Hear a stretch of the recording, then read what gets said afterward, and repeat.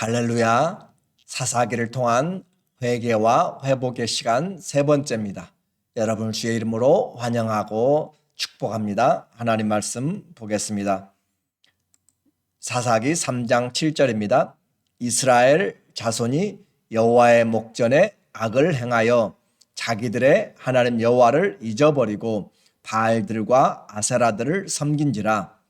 여호와께서 이스라엘에게 진노하사 그들을 메소포타미아 왕 구산 리사다임의 손에 파셨으므로 이스라엘 자손이 구산 리사다임을 8년 동안 섬겼더니 이스라엘 자손이 여호와께 부르짖음에 여호와께서 이스라엘 자손을 위하여 한 구원자를 세워 그들을 구원하게 하시니 그는 곧 갈렙의 아우 그나스의 아들 온니엘이라. 아멘.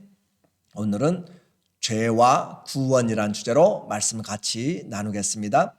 믿음은 하나님의 말씀을 들음과 교육으로 더욱 성장합니다. 아무리 천하장사도 먹지 않으면 힘을 못 쓰는 것처럼 하나님의 말씀을 듣지 아니하면 또 하나님의 말씀으로 양육받지 않으면 우리의 믿음은 성장할 수가 없습니다. 듣는 것으로 믿음이 생기지만 그러나 그 믿음이 자라려면 양육을 받아야 됩니다. 어린아이가 자라가면서 학교를 통하여서 배움을 통하여서 성장하는 것처럼 믿음도 들음에서 시작되고 또 믿음은 양육을 통하여서 더욱 성장하게 되는 것이에요. 하나님은 이제 이스라엘을 시험하기 위하여서 열국들을 남겨두셨습니다. 1절과 2절에 보니까 여호와께서 가나안의 모든 전쟁들을 알지 못한 이스라엘을 시험하려 하시며 이스라엘의 자손의 세대 중에 아직 전쟁을 알지 못하는 자들에게 그것을 가르쳐 알게 하려 하사 남겨두신 이방 민족들은 블레셋 5개 그 지역과 또 가나안의 여러 지역들을 말하고 있습니다. 무엇을 하나님이 시험하기를 원하셨는가? 전쟁을 알지 못한 자들, 전쟁이 얼마나 치열하고 또 위험하며 또 뿐만 아니라 전쟁의 승패가 어디에 달려있는지를 그들은 알지를 못하는 것입니다. 전쟁이야 많이 경험하고 들었을 것이지만 이 전쟁이 누구에게 속하였는지 확실하게 알지 못한 자들, 그럼으로써 그들로 하여금 하나님의 말씀을 순종하는지 안 하는지, 그래서 이 나사 시험하다라고 하는 말은 하나님의 말씀을 순종하는지 곧 더 크게는 하나님 중심인지 나 자신의 중심인지 그것을 지금 시험하려고 하나님이 전쟁과 또 전쟁 알지 못한 자들에게 열방을 남겨두었다라고 하는 것이에요. 전쟁은 하나님께 속하였습니다. 하나님을 의지하면 승리하고 반대로 하나님을 의지하지 않으면 패배하게 됩니다. 결국 은혜가 없으면 약속의 땅에서 살 수가 없습니다. 열국은 옆에 찌르는 가시 같지만 믿음을 가질 때는 은혜의 체험장이 됩니다. 4절에 남겨두신 이 이방 민족들로 이스라엘을 시험하사 나사 시험하사 여호와께서 모세를 통하여 그들의 조상들에게 이르신 명령들을 순종하는지 알고자 하셨더라. 그들이 하나님의 말씀을 순종하는지 안 하는지를 뭘로 하는가? 이 열국들을 남겨뒀어요. 그 말은 무슨 말이에요? 그들이 하나님의 말씀을 잘 순종하지 않으면 열국을 들어서 하나님께서 그들을 치심으로써 다루신다는 것이죠. 그리고 잘 순종하면 열국을 그들이 지배함으로써 하나님의 기업을 풍성케 한다, 승리를 주신다, 은혜를 주신다라고 하는 것입니다. 그래서 하나님 말씀을 순종하지 않으면 죄의 유혹의 장소가 됩니다. 전쟁의 위기가 다가옵니다. 또 전쟁에 패하게 돼서 노예가 됩니다. 그러나 그들이 하나님의 말씀에 순종하게 되면 전쟁도 아무런 염려가 없습니다. 죄들도 이겨낼 수 있습니다. 오히려 그들을 통해서 하나님의 놀라우신 기적을 맛보게 될 것입니다. 이제 어떻게 할 것인가? 인생의 어려움은 하나님을 찾는 기회입니다. 위기가 기회가 되고 은혜가 되는 것은 하나님께 돌아올 때입니다. 전쟁의 때 하나님께 돌아와야 됩니다. 인생의 위기의 때 하나님께 돌아와야 되고 고난의 때 하나님께 돌아오는 자가 하나님의 은혜를 또 시험들을 통과하는 것입니다. 죄는 믿음을 타락시키고 추락시키고 사명을 잃어버리게 만듭니다. 5절에 보니까 그러므로 이스라엘 자손은 가나안 족속과 헷 족속과 아모리 족속과 브리스 족속과 히위 족속과 여부스 족속 가운데 거주하며, 자, 하나님께서 가나안 땅을 정복하고 그들에게 분배를 해 주었습니다. 그래서 이방인들은 이제 많은 주도권을 잊어버렸고 이스라엘이 그 땅의 주인이 되었습니다. 이스라엘 중에 그 이방 사람들이 살았는데 이제는 그들이 죄를 범하며 하나님을 떠나가니까 이방인들 중에서 이스라엘이 거한다. 참 표현이 5절에 그러므로 이스라엘 자손은 이런 가나안 족속들 가운데 거주하며, 주인이 누가 되었는가? 가나안 족속들이 주인이 되었고 이스라엘은 명맥상 그 가운데서 살고 있다라고 하는 것이에요.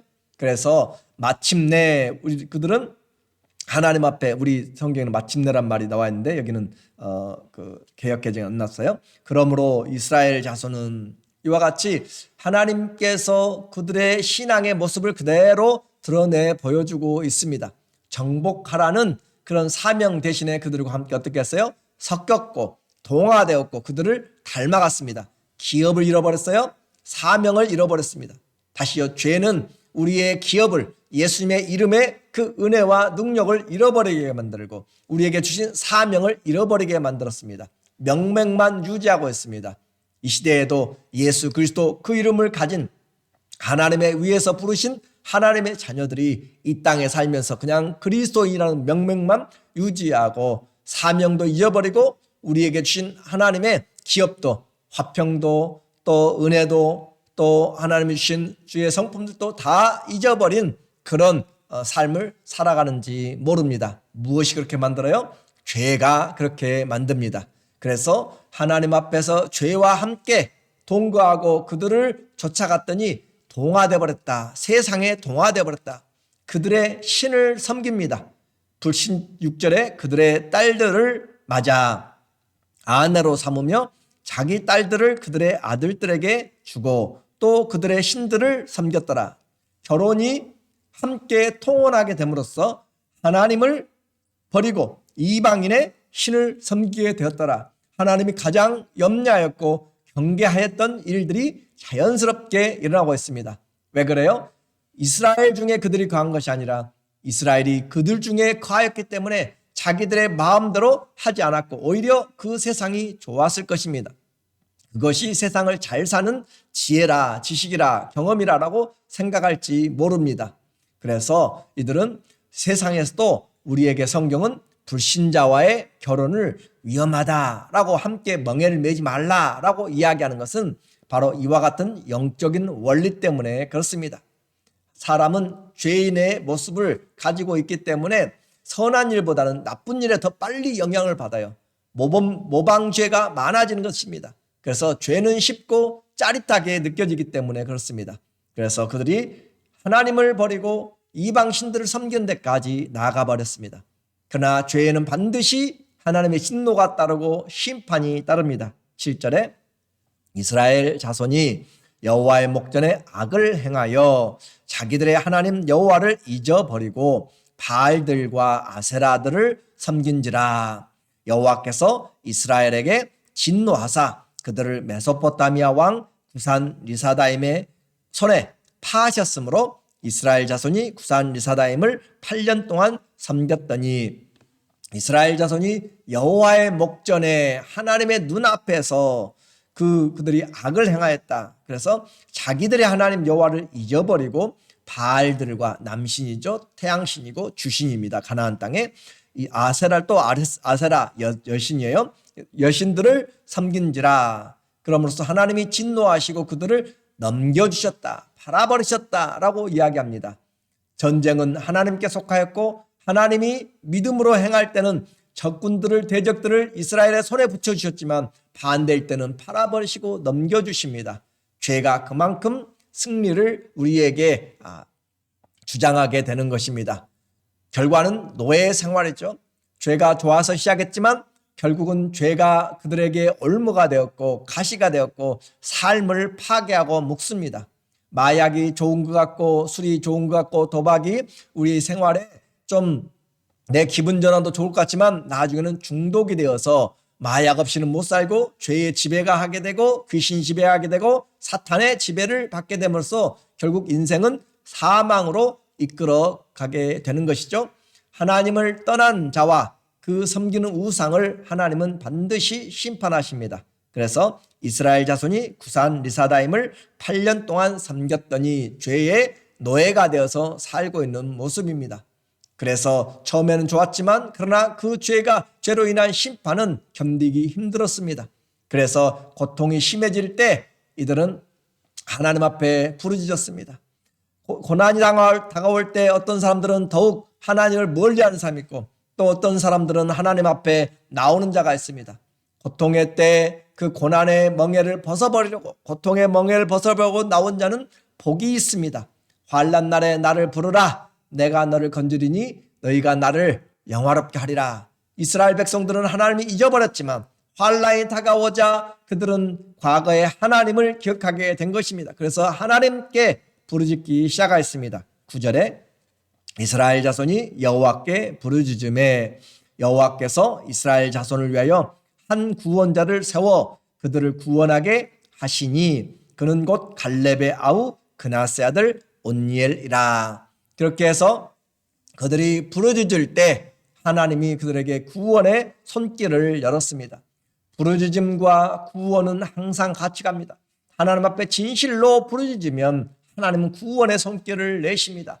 멀리 흩어져서 이방 땅에 살지라도 우리가 너무너무 깊은 웅덩이에 있을지라도 하나님 앞에서 부르짖으면 회개하면 하나님은 우리를 일으켜 세웁니다. 요나가 하나님의 말씀에 불순종하고 바다에 던져지고 물고기 뱃속에 있어도 하나님을 향하여서 성전을 향하여서 그가 회개하고 기도할 때 하나님이 들으신 것처럼 하나님은 진실로 회개하며 부르짖는 자에게 귀를 기울이십니다. 그래서 구원의 손길을 내시는 거죠. 죄인이 회개하지 않는 것, 그것이 힘든 것입니다. 그것이 무서운 것입니다.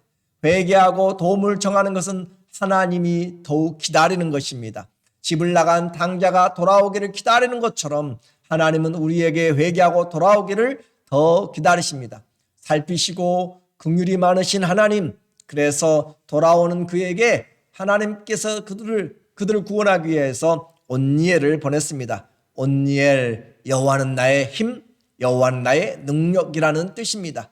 이 히브리어의 엘이라고 하는 것은 하나님이라는 뜻을 가지고 있습니다. 그래서 하나님이 나의 힘이라는 뜻이에요.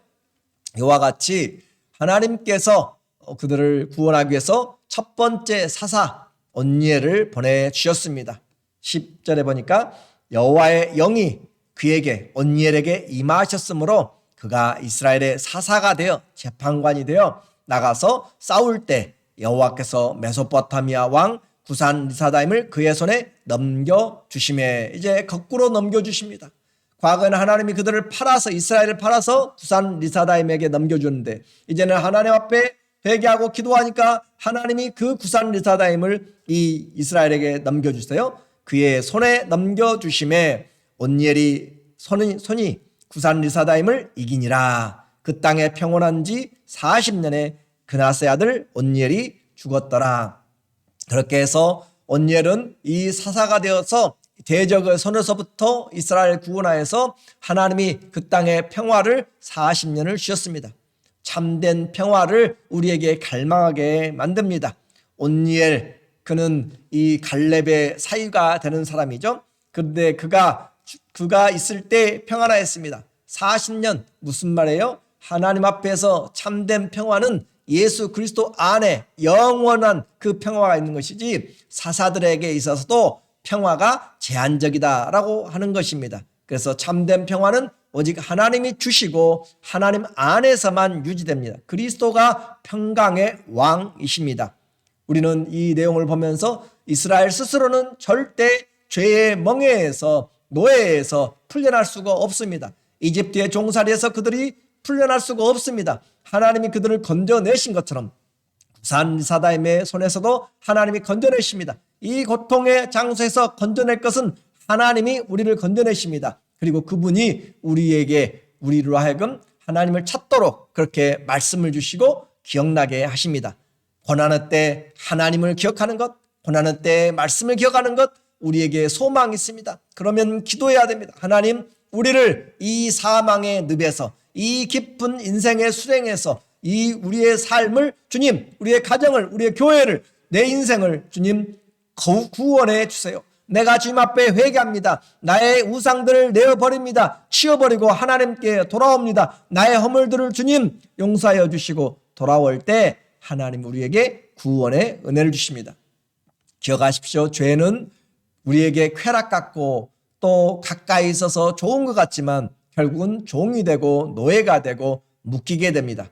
그러나 하나님의 구원은 참된 기쁨이 있고 평화를 주고 자유를 줍니다. 위기는 우리 모든 사람들에게 찾아와요. 그러나 하나님을 찾을 때가 바로 그 위기 때입니다. 구원과 은혜의 기회가 바로 우리가 어려움을 당할 때 더 하나님을 만날 수가 있습니다. 하나님 외에는 구원이 없습니다. 하나님 외에는 참 자유가 없습니다.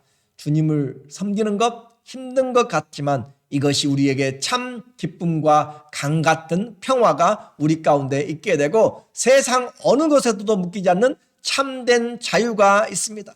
예수 그리스도 안에 있으면 진리 안에 가는 것입니다. 예수님 안에 있으면 영생 안에 있습니다. 예수님 안에 있으면 주님이 부르신 인생의 목적의 길을 갑니다. 이것보다 더 자유한 것 없고 더 능력이 없습니다. 그래서 바울은 이 그리스도 예수 안에 있는 하나님의 사랑을 그 어떤 죽음도 사망도 천사도 권세도 기쁨도 능력도 그 어떤 피조물도 이 세상과 어느 세상에서도 끊을 수가 없다라고 그렇게 표현을 하고 있는 것입니다. 예수님 믿으면 우리의 인생에 대해서도 또 장래 일에 대해서도 우리는 자유하게 됩니다.